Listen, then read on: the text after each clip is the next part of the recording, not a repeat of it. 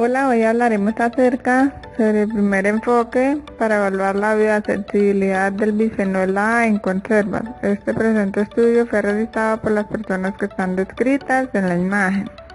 El artículo fue aceptado el 3 de abril de 2017.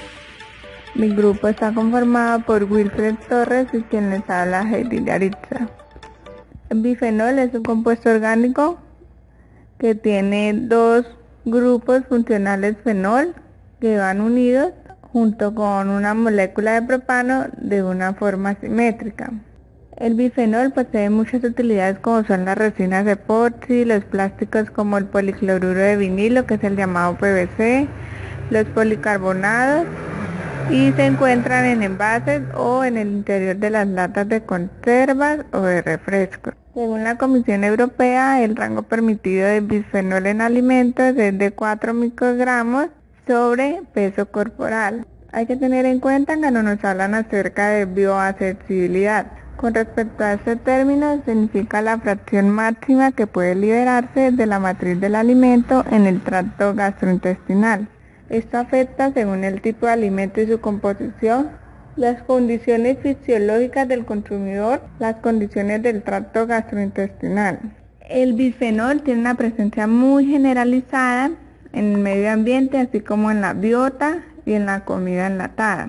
Con respecto a este artículo, no se ha realizado con mayor profundidad sobre acerca de productos de enlatados de mar y por lo tanto el objetivo primordial de este estudio era evaluar la bioaccesibilidad en pescados y mariscos enlatados por primera vez, pues con el fin de que se proporcionara una información adicional con respecto al bisfenol. Entonces, para llevar a cabo ese objetivo se tomó varias muestras de atún y sardinas en conservas. Con diversos tipos de salsa se les realizó el análisis de bisfenol y además la bioaccesibilidad se determinó mediante un sistema que simula diferentes etapas de digestión, que más adelante abarcaremos en qué consiste este sistema. Para llevar a cabo este estudio se realizó un total de 21 muestras, 12 de atunes y 9 de sardinas. Estas muestras se recolectaron en la zona metropolitana de Oporto, al norte de Portugal. A cada muestra se le hizo un drenado de 5 minutos, posteriormente una homogeneización para evaluar el contenido de humedad. Luego se determinó el contenido total de ácidos grasos, los niveles de bisfenol por espectrofotometría de masas y de esas 21 muestras solo 6 se utilizaron para bioaccesibilidad. Con respecto a la bioaccesibilidad del bisfenol, pues se utilizó un sistema que simula diferentes etapas de digestión, que son la salival, la gástrica, la duodenal y la biliar. En la siguiente imagen, en la figura 1, podemos ver el protocolo in vitro de digestión, pues en el cual se tomó de 1.5 a 2 gramos de muestra. Para la fase salival se tomó 4 mililitros de líquido de saliva a un pH 7 durante 5 minutos. Para la fase gástrica se tomó 8 mililitros de fluido gástrico a un pH 2 durante 2 horas. Y para la parte duodenal y biliar se realizó mediante un pH 7 a una temperatura de 37 grados Celsius durante 2 horas. Para evitar la enzima de degradación o inhibición, cada líquido de digestión se preparó antes de iniciar el protocolo de digestión y se ajustó el pH con hidróxido de sodio a 1 molar o ácido clorhídrico a 1 molar. Una vez ajustado el pH, pues al final los tubos de reacción se colocaron en el hielo para detener el proceso de digestión y posteriormente se centrifugó durante 10 minutos para separar dos tipos de fracciones. Una era la bioaccesible y la otra era la no bioaccesible, que era a partir de los residuos de la fracción bioaccesible.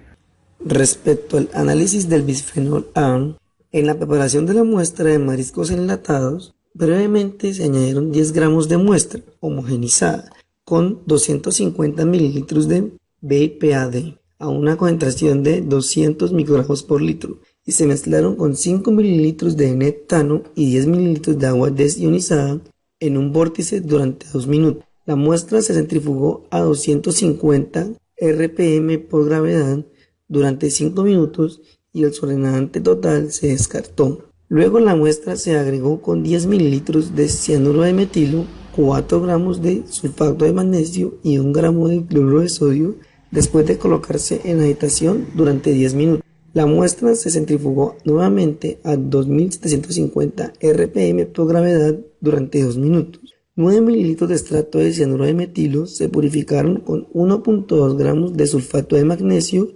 120 miligramos de carbono 18 y 50 miligramos de carbono in vitro. Se concentró y se debaratizó 1 mililitro de extracto purificado mediante microextracción líquida dispersiva, que es DLLME, usando una mezcla de 50 microgramos por litro de tetracloroetano y 125 microgramos por litro de anhídrido acético. Seguidamente, en las muestras de bioaccesibilidad, brevemente se añadieron 2 gramos de fracción de bioaccesible o 100 miligramos de fracción de no bioaccesible, con 50 microlitros de BPA con concentración de 200 microgramos por litro. Se añadieron 2 mililitros de agua desionizada y se añadió una solución de carbonato de potasio al 5% con un pH mayor a 10.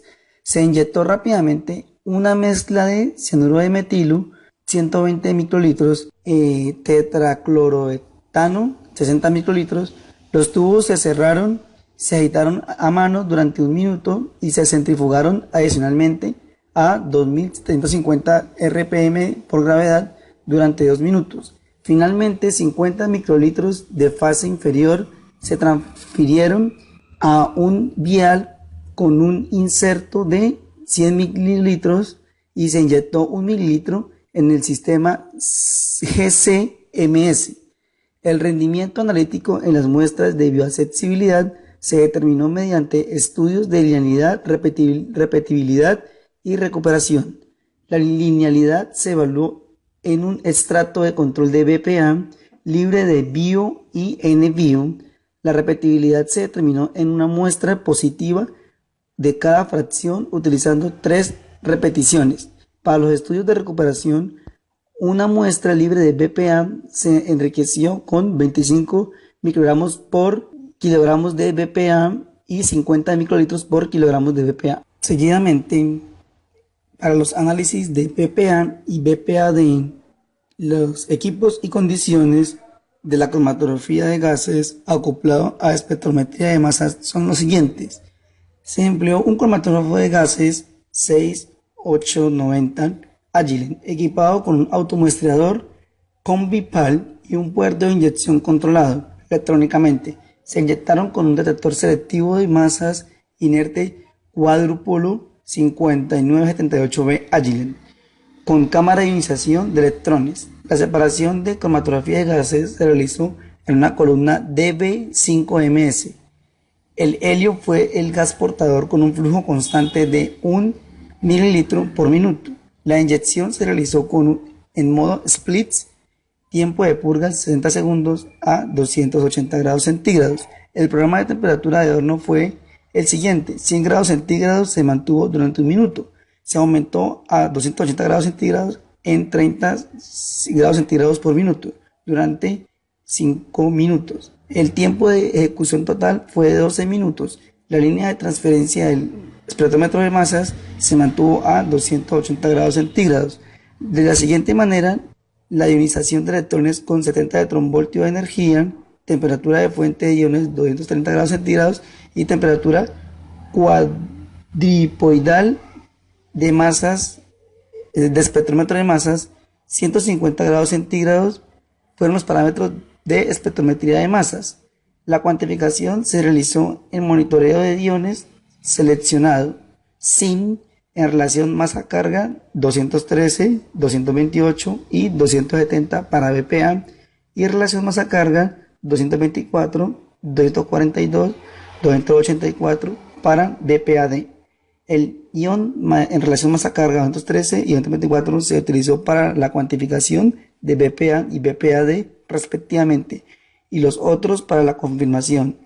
Station se utilizó para la recopilación y procesamiento de datos y el control del cromatógrafo de gases acoplado a espectrometría de masas. Para su respectivo análisis estadístico, los resultados se presentan como valores promedio y desviación estándar a partir del análisis duplicado de cada muestra. La distribución normal y la homogeneidad de la variancia se evaluaron mediante la prueba Shapiro-Wilk con un tamaño de muestra menor a 50 y las pruebas de Levine respectivamente. Los resultados no mostraron diferencias significativas entre las muestras, por tanto los datos no estaban normalizados. Para detectar diferencias significativas en las variancias del BPA, todas las correlaciones en este estudio se realizaron utilizando la correlación de Spearman para datos no paramétricos. Los análisis estadísticos se realizaron a un nivel de significación del 50% utilizando el software SPSS versión 21. En cuanto a los resultados, en la figura 2 podemos observar un cromatograma de iones totales que es obtenido a partir de una muestra de atún enlatado y una fracción bioaccesible. La abundancia de la fracción bioaccesible tiende a ser menor con respecto a la muestra de atún enlatado. Se encontró que pues la concentración de la muestra es de 62 microgramos sobre kilogramos y que la concentración de la fracción es de 4.13 microgramos sobre kilogramos. Este valor tiende a ser 14 veces menor que la muestra de atún enlatado, pues debido a que la fracción se encontraba diluida durante el protocolo de digestión. En la tabla 1 podemos apreciar las diferentes concentraciones de bisfenol en atunes y sardinas. El contenido de sardinas varía desde 0,02 a 35 microgramos sobre kilogramos, en donde las sardinas en agua presentan una mayor concentración, seguidamente de la sardina en aceite, que es de 30 microgramos sobre kilogramo. Según la literatura, puede existir variables que afecten como tal la cantidad de bisfenol, como son el tipo de reversimiento, la esterilización, es decir, el tiempo y la temperatura en el que se realiza la fabricación de este tipo de conservas. Cabe aclarar que pues las muestras se tomaron de un mismo productor pero con diferente número de lote. En cuanto a las salsas, las conservas en agua presentan una mayor concentración de bisfenol.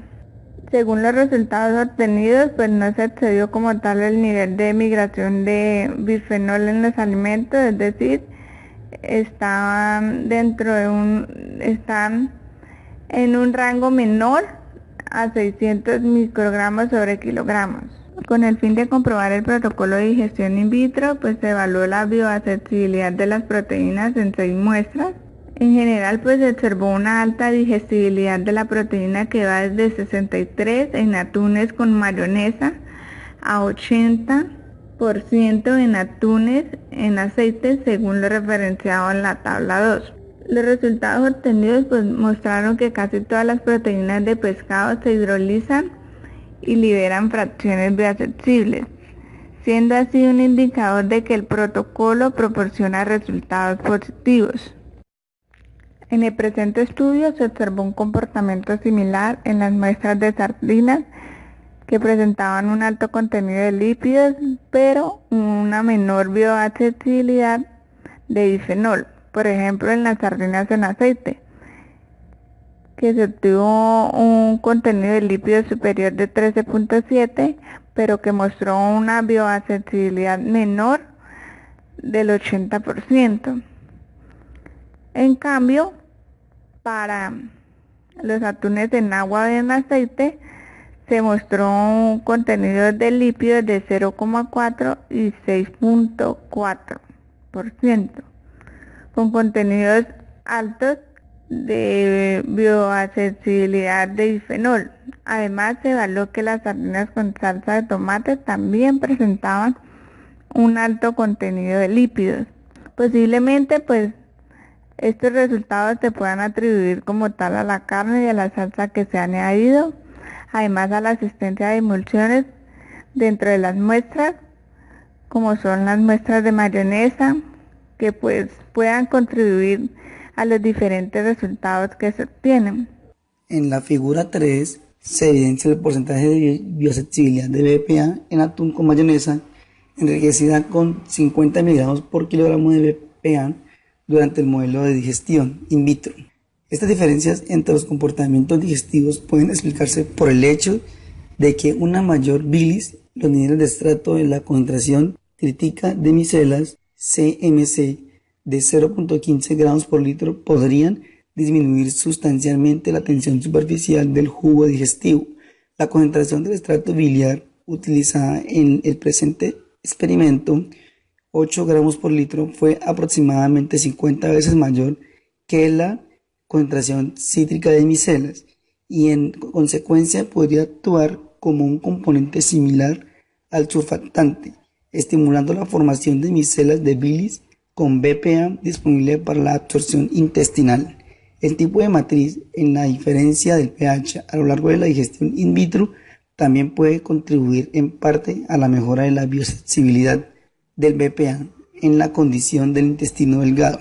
En comparación con la condición gástrica, el promedio de bioaccesibilidad al final de la digestión in vitro fue del 81%, que es comparable al observado en la misma muestra no enriquecida, lo que confirma que la variabilidad del se deriva de los efectos de la matriz, es decir, sus cantidades de agua como se mencionó anteriormente. En general, los mariscos enlatados mostraron una alta bioaccesibilidad de BPA. Los datos preliminares obtenidos en este estudio surgieron del que el riesgo de exposición de BPA podría ser relevante, pero una relación con la ingesta y la duración de bioaccesibilidad en un gran número de muestras y en diferentes alimentos deberían investigarse en el futuro. A manera de conclusiones, hasta donde tenemos conocimiento, este es el primer trabajo que trata de la bioaccesibilidad del BPA en productos del mar enlatados. Los valores de bioaccesibilidad encontrados para el BPA en muestras enlatadas de atún en agua, atún en aceite, atún con mayonesa, sardina en agua, sardina en aceite y sardina en salsa de tomate fueron muy altos, es decir, 99, 98, 81, 97, 80 y 96% respectivamente. Las diferencias de bioaccesibilidad del BPA entre las muestras podrían explicarse en parte por su contenido de lípidos, pero la presentación de lípidos, así como una emulsión junto con el contenido de agua, también pueden influir en los resultados finales logrados. Además, se observaron diferencias en la bioaccesibilidad del BPA a lo largo del proceso de digestión in vitro, siendo más bajo en el paso gástrico y más alto al final del proceso de digestión posible debido a la naturaleza del compuesto, tipo de matriz, diferencia de pH a lo largo de la digestión in vitro o formación de micelas en las suspensiones acuosas por bilis constituyentes. Teniendo en cuenta el requisito de más datos de bioaccesibilidad de BPA para la estimación de la exposición y el análisis de evaluación de riesgos, se hace necesario extender este tipo de estudios a otros alimentos para consolidar los hallazgos informados. El uso de modelos de digestión in vitro para estudiar la bioaccesibilidad del BPA es una herramienta útil que puede utilizarse para lograr más resultados. Muchas gracias por su atención. Que tengan un buen día.